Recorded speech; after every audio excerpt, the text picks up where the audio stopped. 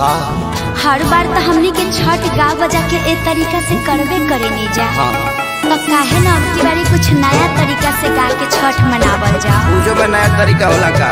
हाँ जी कुछ गाई ना। पहले तो ही शुरू कर। हाँ तो सुने। पेन्हिना बलमा जी पियरिया चली छापा राखे घा का चाही बासा के बहंगिया बहंगी लेके चलब घाट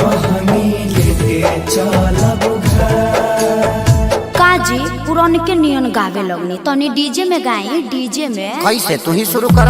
हई से पेन्हिना बलमा जी पियरिया ए जी पेन्हिना बलमा जी पियरिया चली छापा राखे घाट चली छापा राखे घाट का चाही बासा के बहंगिया बहंगी लेके चलब घाट ए अम्मा जी तनी रौरो नाची। बाट जे पूछेला बटोहिया बाट जे पूछेला बटोहिया ई दल के करा के जा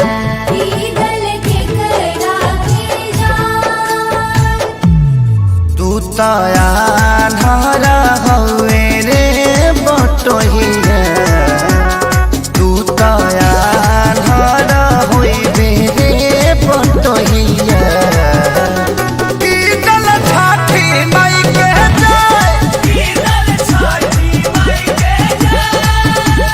का चाही बासा के बहंगिया तब बहंगी ही ना चहका ना जाए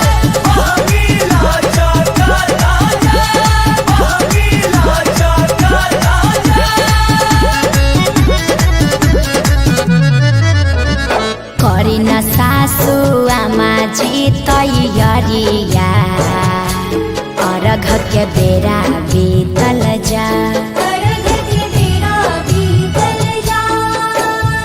पेन्ही नारी सबके पापा पियरिया दौरा घाटे पहुँचा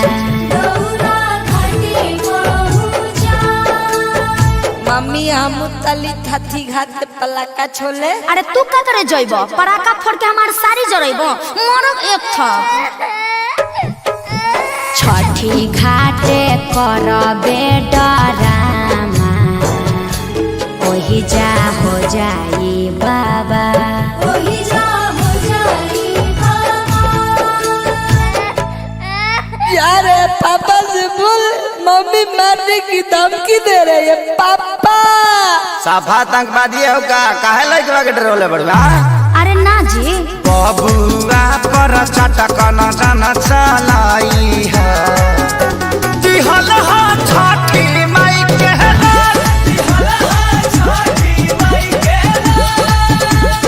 अच्छा ठीक बा ना मारब ई त हमरो पता बाजी। खीर पावन ह छठी मैया खुश रहो नैहर ससुराल खुश रहो आंगना दुआर खेसारी पवन वाले रही प्यार। हे छठी मैया तनी कश्यप जी पर ध्यान देत रही ह विवाद से बचई ह।